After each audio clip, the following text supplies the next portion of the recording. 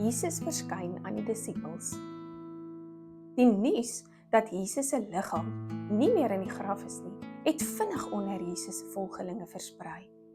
Sommiges het geglo, hy het waarlik opgestaan, en sommiges het nog 'n bietjie getwyfel.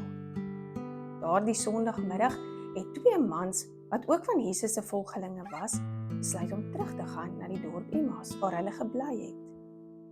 Dit was so 12 km buite Jerusalem. Hulle was nog hartseer oor alles wat daardie naweek gebeur het, en was te mekaar oor hoekom Jesus gesterf het, as hy dan die verlosser is. En nou is sy liggaam ook nog weg. Terwyl hulle nog so met swaar harte loop en gesels, het Jesus saam met hulle begin stap. Hulle het hom glad nie herken nie. "Hoekom lyk julle so hartseer?" het Jesus hulle gevra. Verbaas dat Jesus nie weet nie, vertel hulle toe vir hom die hele storie van wat gebeur het. Jesus vertel toe vir hulle wat die profete lank teruggeskryf het, en dat dit wat met Jesus gebeur het, als moes gebeur, juis omdat hy die verlosser is. Die 2 mans nooi Jesus toe vir 'n ete, en toe Jesus die brood breek en God daarvoor dank, is dit asof hulle oë oopgaan en hulle besef, dis Jesus wat al die tyd saam met hulle geloop en geëet het. Die 2 mans is dadelik weer terug Jerusalem toe, om vir die disippels te gaan sê dat hulle vir Jesus gesien het. Intussen was al die disippels daardie Sondag aand by mekaar. Hulle was egter bang dat die Joodse leiers ook vir hulle sal kom vang, en daarom het hulle al die deure van die huis gesluit. Almal was daar, behalwe Thomas. Ewe skielik staan Jesus by hulle in die kamer. "Vrede vir julle," sê hy. Die disippels het hulle self boeglam geskrik en gedink dit is 'n spook. Maar Jesus sê vir hulle, "Kom kyk die gate in my hande en my sy, dis ek, Jesus." Jesus vra toe ook vir hulle iets om te eet.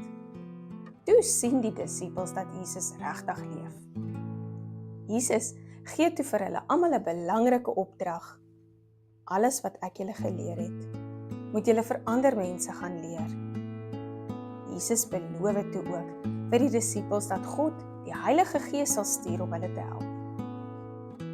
Omtrent 'n week later was al die disippels weer bymekaar, en hierdie keer was Thomas ook daar.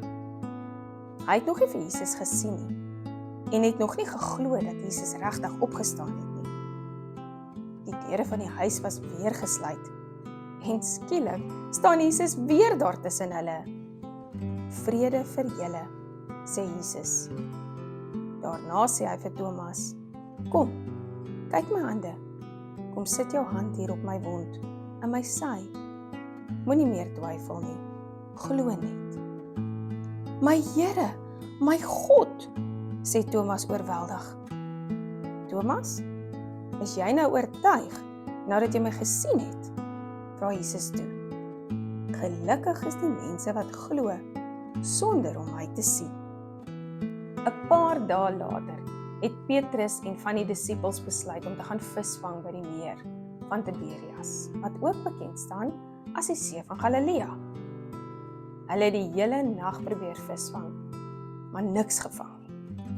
Met sonopkoms die volgende oggend sien hulle iemand op die wal staan en roep, "Het julle nie vir my iets om te eet nie?" "Nee, ons kon nog niks vang nie," antwoord die disippels. Maar wat hulle nie geweet het nie, was dat dit Jesus was wat daar op die wal staan. En hy sê toe vir hulle, "Gooi die net aan die regterkant van die boot in, dan sal julle vis vang." Die disippels is moeg en honger, maar hulle besluit toe maar om die net nog een keer in die water te gooi. Skaars 'n paar minute later is die net propvol vis. Johannes kyk op en besef toe dat die man op die wal Jesus is. "Dit is hy," sê Johannes vir Petrus. En net daar spring Petrus uit die skuit en hardloop deur die water na Jesus toe.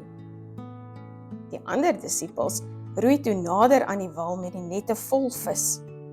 Jesus het reeds 'n vuurtjie op die strand gemaak en dit brand lekker warm.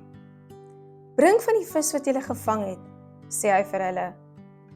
Daar was altesaam 153 groot visse in die net en die disippels moes die swaar nette uit die water trek.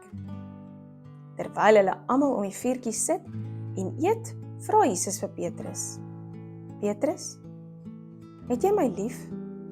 Ja, Here, antwoord Petrus. Jesus vra toe nog 2 keer vir Petrus of hy hom liefhet.